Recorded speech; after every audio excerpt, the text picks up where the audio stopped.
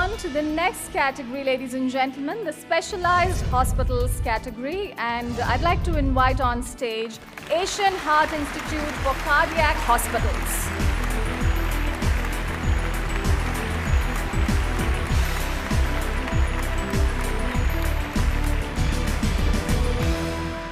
Ladies and gentlemen, I am Aishwarya Singh, and I extend a very warm welcome to all of you to this occasion of great significance. I'd like to now invite Mr. Deepak Lamba, President Times Conferences Limited and CEO Worldwide Media. Ladies and gentlemen, Mr. Deepak Lamba, please help me welcome him.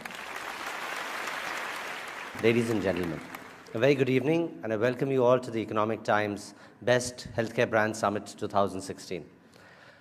This is an evening to recognize different healthcare brands that have maintained their leadership over the years, despite a fairly competitive and challenging market.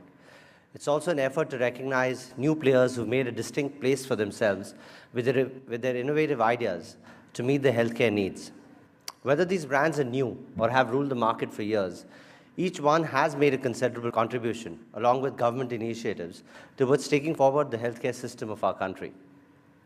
The Best Healthcare Brands is built on the success of the Best Brands series, which we initiated in 2014. In these 2 years, we have studied and researched various genres and the brands that stand out in each of these different segments. Like in all of our other studies, the best brands in healthcare too were decided on the parameters of innovation, brand value, brand recall, customer satisfaction, service, and quality.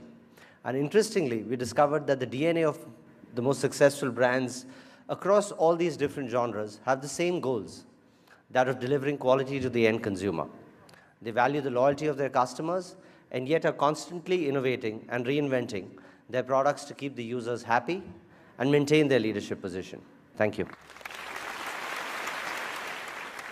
And with that, ladies and gentlemen, for the keynote address, please help me welcome at this point Director General of Health Services, Dr. Jagdish Prasad.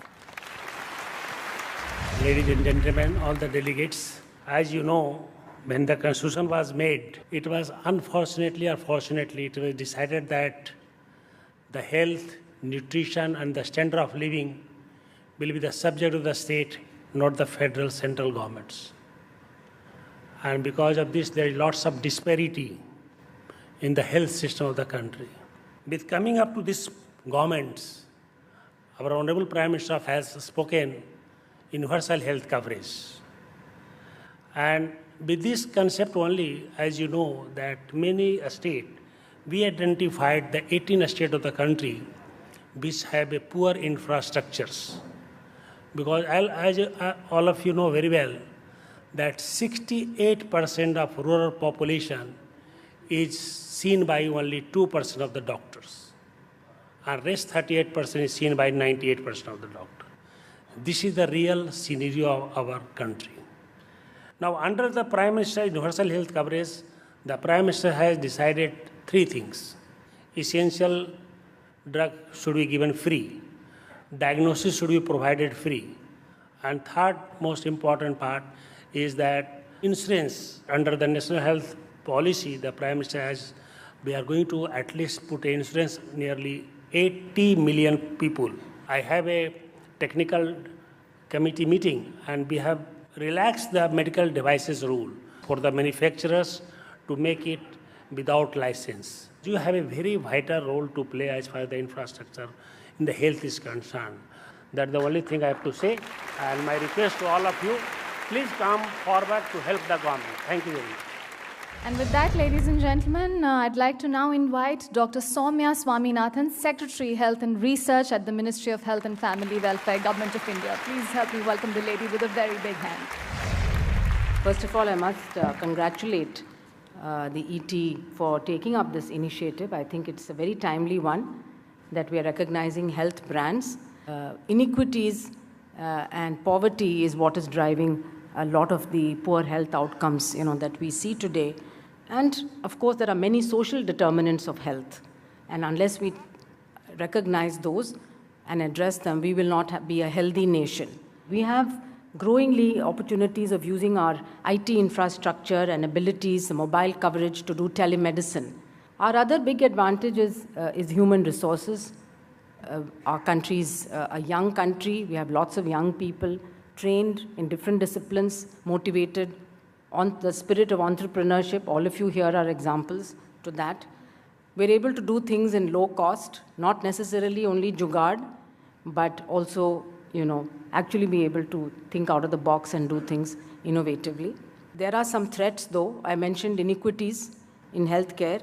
The other one is increasing NCDs, absolutely galloping rates of hypertension and diabetes in our country. And the biggest risk factor today is pollution, both environmental air pollution as well as indoor air pollution. For a lot of women who still cook with solid fuel in rural areas, we don't often think about indoor air pollution, but it's a very big threat to health. Tobacco is a very big risk to health. And again, I think all of us can do our bit to control the use of tobacco. And then the innovation ecosystem and the regulatory system in the country could also potentially be improved to really make it easier for things to move from the lab or from an idea or from a prototype through the different stages of testing to a product in the market rapidly, but done in a well-regulated way. And finally, where can the private sector really contribute?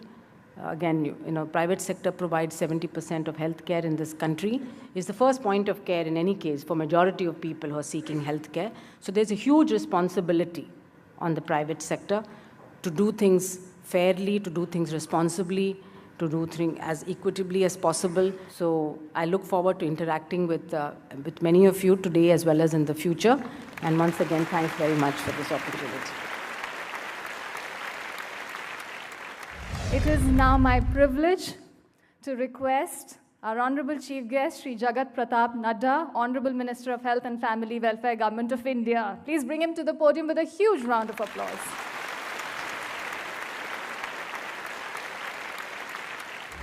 Ladies and gentlemen, when we talk about health system, we all know that we are facing dual challenges. The challenges of communicable diseases and non-communicable diseases. We are facing the challenge of the gap between the urban health care and the rural health care. We are also facing the challenge of the gap between the private health care and the public health care. And so when we talk about health care, we have to see in a holistic manner how we can bridge these gaps. We are trying to see to it that to fill the gaps so that the logistics can be provided better. When we talk about universal health coverage, it is not only a slogan. We are trying to convert it into a reality. This year, our Prime Minister has declared that we will go for National Health Protection Insurance Scheme. Out of 1.25 billion people, 40 crore people will be covered in the scheme. An insurance of 1 lakh rupee yearly for a family without any capping on a floater basis will be given to every family who are economically weaker, and which comes to about 40 crore people. And not only that, all senior citizens above the age of 60 will be getting an extra coverage of 30,000 rupees on a yearly basis. I'm happy to also say to you that we have been able to arrest HIV, tuberculosis, and malaria, and now we are making it go towards decline. What I would like to say that there are many initiatives which the government has taken to see to it that we are able to give better health facilities to the common man and bridge the gap between the rural and the urban, between the private and the public, and also region-wise also. We have concentrated on Central India by starting an All India Institute of Medical Sciences at Raipur, at Bhopal. We have also seen to it that there should be an All India Institute of Medical Sciences in Orissa. We are starting in Calcutta, West Bengal. We have given one All India Institute of Medical Sciences in Assam. We have given 2 All India Medical Sciences in Jammu and Kashmir, 1 in Himachal Pradesh, 1 in Punjab. So we have taken practically care of Central India, the Eastern India, and the Northern India as far as the tertiary healthcare is concerned. So there are many initiatives which we are trying to take, but one individual is not the repository of all wisdom. We need your suggestions also. We need your inputs also. so that we can give a better health facility. I must congratulate Economic Times for giving this an opportunity to me. Thank you very much. Ladies and gentlemen, we're going to be unveiling the cover of the coffee table book.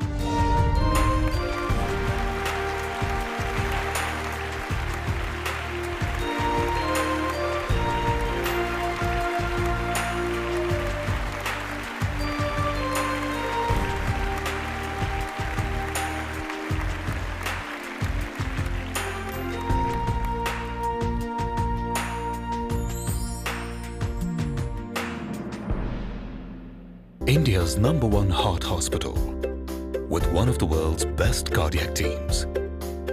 Asian Heart Institute.